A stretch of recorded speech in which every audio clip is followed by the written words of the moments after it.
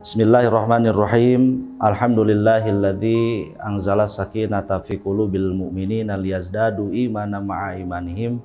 Walillahi junudus samawati wal ardh wa kana Allahu aliman hakima. Allahumma shalli ala Muhammad wa ala alihi wa sahbihi ajma'in. Wa qala ta'ala a'udzubillahi minasyaitonir rajim. Warattilil Qur'ana tartila. Wa qala Nabi sallallahu alaihi wasallama Iqra'ul Qur'ana fa innahu ya'ti yaumal qiyamati syafi'an li ashabihi. Khairukum man ta'allamal Qur'ana wa 'allamahu. Puji dan syukur marilah kita panjatkan kehadirat Allah Subhanahu wa taala atas limpahan nikmat dan karunia-Nya. Kita semua masih diberi kesempatan oleh Allah Subhanahu wa taala untuk melaksanakan berbagai aktivitas, berbagai ibadah. Mudah-mudahan aktivitas dan ibadah kita termasuk amal soleh kita semoga senantiasa diterima oleh Allah Subhanahu wa taala. Baik para pendengar sekalian, insya Allah saya di sini akan melanjutkan kajian tajwid ya, yang beberapa waktu yang lalu sudah kita sama-sama mengikuti kajian ini, dan insya Allah pada kesempatan ini kita akan lanjutkan ya kajian kita mengenai kajian ilmu tajwid yang insya Allah di beberapa waktu yang lalu kita sudah bersama-sama membahas, yaitu mengenai hukum bacaan atau ahkamul huruf yang berkenaan dengan nun sukun dan tanwin. Insya Allah sekarang kita akan lanjutkan ke bagian selanjutnya, yaitu hukum mim sukun ya, atau mim yang bersukun. Dalam ilmu tajwid, mim bersukun ini terbagi menjadi beberapa bagian, yang mana ketika huruf hijaiyah menemukan huruf hijaiyah ya, berada setelah huruf mim yang bersukun, maka akan terbagi menjadi 3 bacaan atau 3 bagian bacaan. Yang pertama yaitu ikhfa syafawi ya. Ikhfa dalam artian bacaan yang disamarkan atau samar, sedangkan syafawi itu bibir ya. Dalam artian huruf yang termasuk ikhfa syafawi tersebut yaitu makhorijul hurufnya pada baina syafatain atau pada bibir ya, pada kedua bibir. Baik, kita petakan saja ya untuk hukum mim bersukun di sini. Tadi sudah disampaikan terbagi menjadi 3 ya. 3 hukum. 3 hukum bacaan. Yang pertama yaitu ikhfa syafawi barusan ya.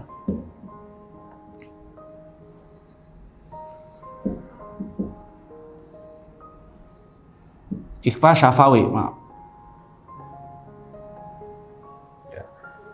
Dan ini hurufnya hanya 1, yaitu hurufnya itu adalah ba. Jadi ketika kita menemukan dalam bacaan kita mim sukun bertemu dengan huruf ba, maka hukum bacaannya adalah ikhfa syafawi. Ya. Mana yang diikhfakan atau yang disamarkan itu, yaitu ketika membunyikan huruf mimnya. Ya, contoh misalkan, karena kalau tanpa contoh kita tidak akan bisa mungkin memahami apa yang menjadi qawaid atau kaidah yang tadi disampaikan ya. Karena contoh itu amrun mudihun lil qawaid. Contoh itu sesuatu atau perkara yang memang memudahkan terhadap kaidah itu sendiri ya.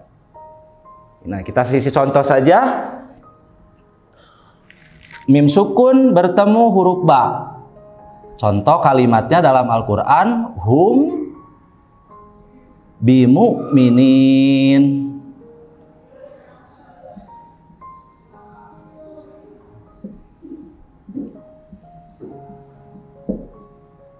hum bimu'minina.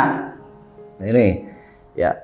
Yang jadi masalah adalah mim sukun di sini ya, karena yang kita bahas adalah mimnya. Itu. Di sini hukumnya kalau ditanyakan hum apa hukum bacaannya?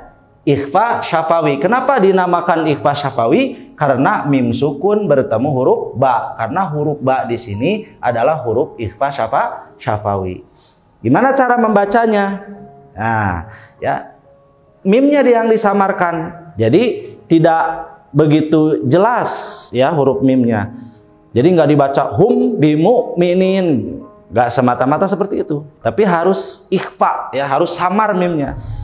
Jadi dibaca hum bimu'minin. Di sini boleh kata ulama ahli qiraah didiamkan dulu bacaan kita. Ya, ada jeda yaitu satu alif atau dua harokat. Ya, ditahan dulu hum bimu'minin seperti itu. Ya. Banyak sekali contoh-contoh kalimat yang mengandung hukum bacaan ikhfa syafawi. Hurufnya cuma satu ikhfa syafawi itu, yaitu hurufnya adalah ba ya. Sekarang kita lanjut ke bagian kedua. Di hukum mim sukun itu bagian kedua adalah idgham mimi ya. Idgham mimi.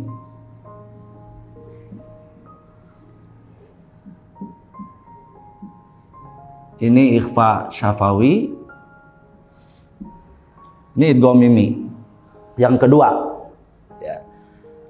Hurufnya cuma ada satu, yaitu huruf mim. Ya.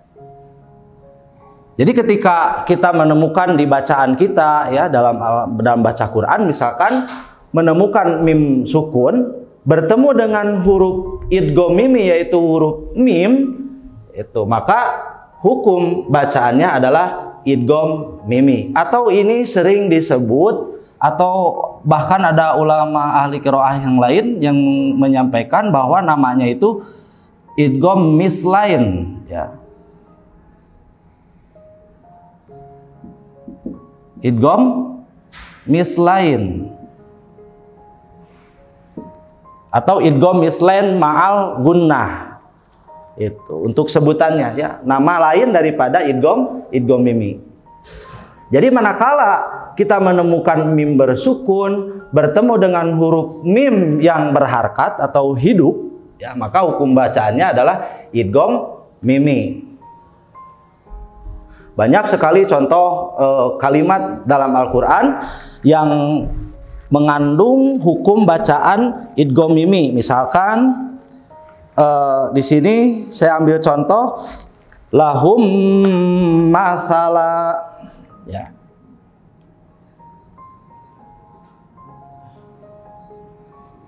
Lahum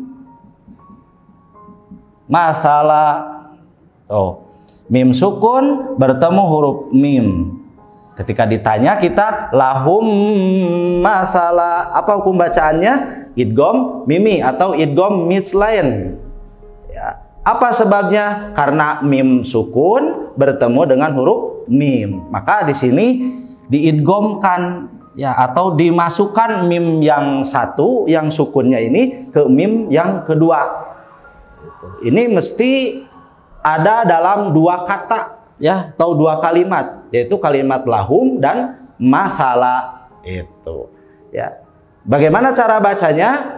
Nah, ini berlaku juga gunnah ya. Itu lahum masalah. Di situ boleh ditahan dulu ya selama dua harokat atau satu alif ya dalam ilmu tajwid itu. Tuh. Ke hukum mim sukun bagian ketiga ya. Sini aja bagian ketiga yaitu izhar syafawi.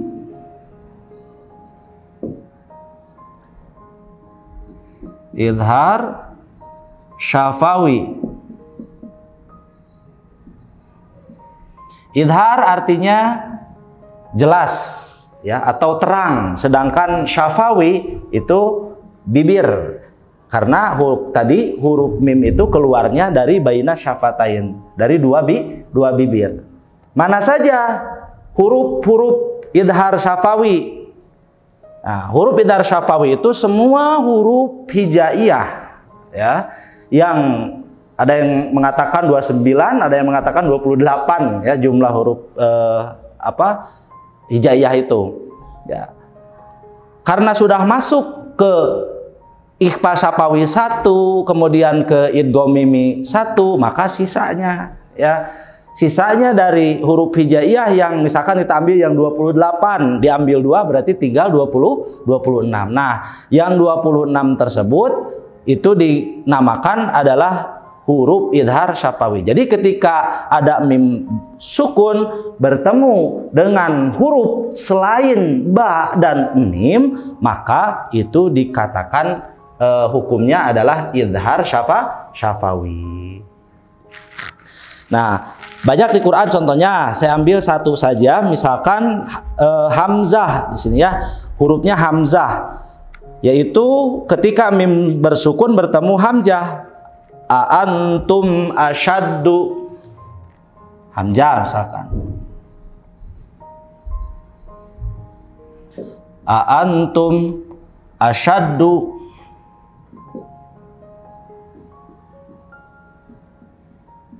Nah, di sini ya, mim sukun bertemu huruf hamzah.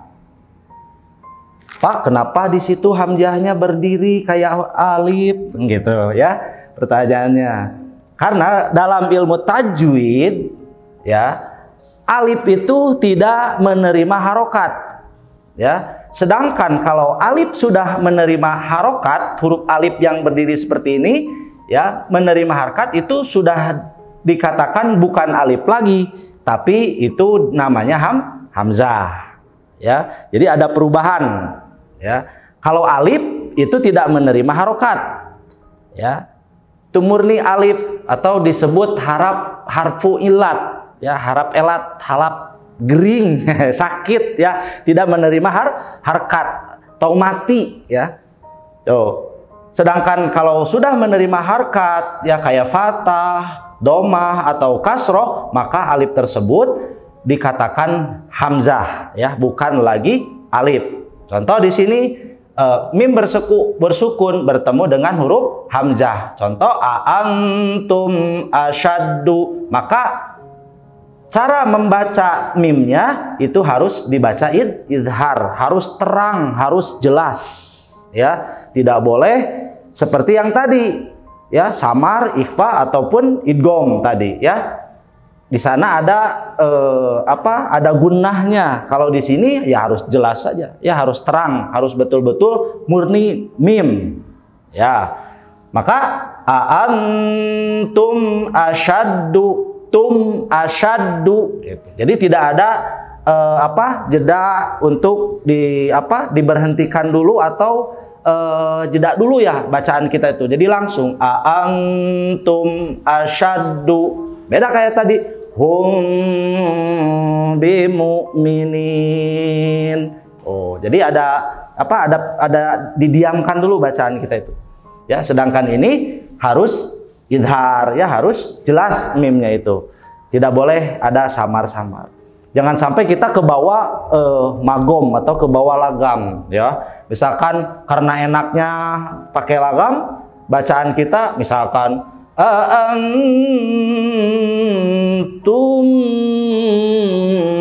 asyaddu, wah itu sudah jali ya, itu sudah keluar daripada aturan bacaan atau keluar dari ilmu tajwid. Maka itu dikatakan kalau dalam musabaqah tilawah itu sudah masuk jali ya, salahnya salah besar gitu. Mungkin ini kita simpulkan saja.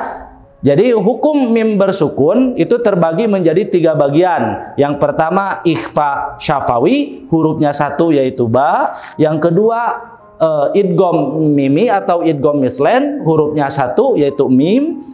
Yang ketiga yaitu idhar syafawi. Semua huruf hijaiyah diambil atau kecuali ba dan mim, ya.